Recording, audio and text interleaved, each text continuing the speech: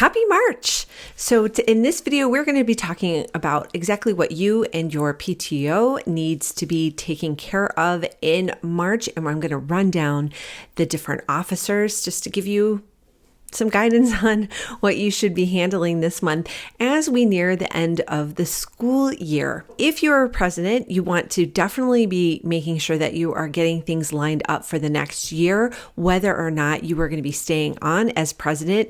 It is kind of your job to ensure that there's some continuity. So you want to be wrapping up your files if in either case, because it is a good time of the year to kind of reset and get ready, whether you're going to be staying on, would benefit yourself by getting your files in order and by looking around your house to see if there are any items that kind of need to go into the PTA storage unit or closet at school.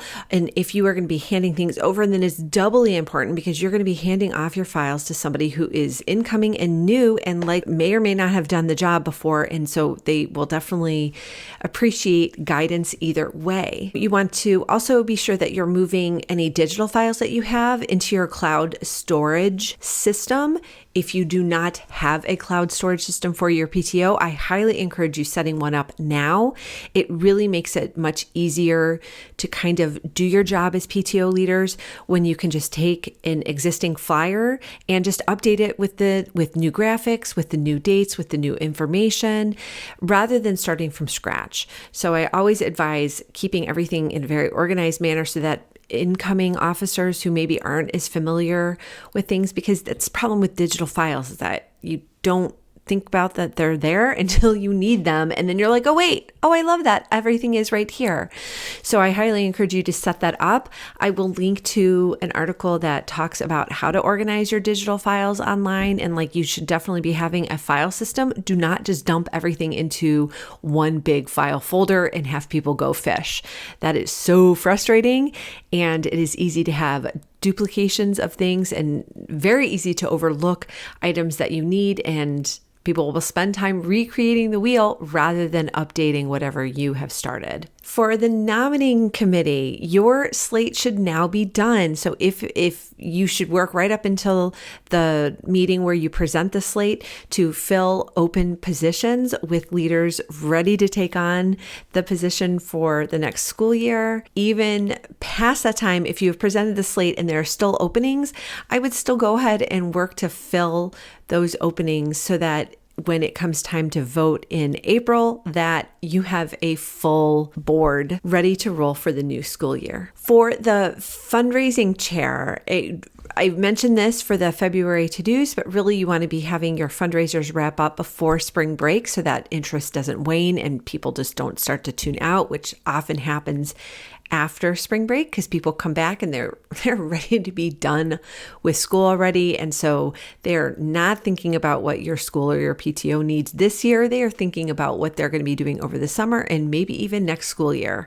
So get their attention while it's hot before spring break. Also, be sure to fill out the fundraising summary form so that if for future fundraising chairs, they kind of know how you did the fundraisers, what worked, what didn't, all that goodness. If you are looking for those forms, those can be found inside the Fundraising Success Kit. I will drop a link to that resource in the description below. And you also want to be starting to look for opportunities for the new year. So based on what happened this year, if you were able to meet or exceed your goal, if there were new funding requirements that came to be, so maybe there was maybe your principal asked for some money for X or Y, did your PTO have enough money to kind of fulfill that request if you wanted to, because just because they asked doesn't mean you need to be giving the money for everything, but kind of look forward to the next year, see what you might want to repeat. It is not necessary to start fresh every year. You can definitely have some repetition. Sometimes it can be nice. We had one fundraiser that we ran for 3 years every spring. And so it took about 3 years until people started getting tired of it. And participation did kind of drop off every year, but not so much that it didn't make it worth it until year 3. And then we're like, okay, this dog is dead. He needs to be retired for a little bit. Look to what you want to repeat, look to what you need to replace, and kind of start lining things up for the new year, especially if you're going to be staying in the fundraising position. If you're going to be stepping out of the position, I would just collect the information and have it ready to hand over to the incoming fundraiser chair after they are elected. Usually most PTOs follow the schedule of nominate in March, like present the slate in March, elect in April, and install in May, because we're finishing up school in either May or June and want to be have everything handed off before the school year ends and people scatter for summer break. For the family fun chair, you want to, just like you've been doing all semester long so far, you want to continue having those fantastic events. Make sure to fill out those summary forms so that, again, you can remember what you did to make the event so successful, or remember what needs to be changed for the next time you do it. My husband and I have a running joke every time we go to a wedding. We say, at our next wedding, we'll do it like this. So we take what we've learned by going to weddings, what we liked, what we didn't. And it's been a joke for the last 20 years. I don't know why it's funny, but it is. So similarly to the fundraising chair, the family fun chair needs to be looking at what they want to kind of repeat for the next year, so that your PTO as a whole can kind of start to get an idea of what you want to do. The school, if they haven't already, is probably asking you to fill out the building permit so that they kind of have a use plan for the school. And so they're looking to avoid overlaps and conflicts for spaces. So be sure to get those permits filled out. And I guess that would fall under the job of probably corresponding secretary, or maybe even the president. For the staff appreciation chair, the time of the year when you're going to be showering your staff and teachers with much love and appreciation for all they do is coming up. You're probably getting ready to celebrate Teacher Appreciation Week or Staff Appreciation Week, and that's the first full week in May every year. So continue to get your plans aligned.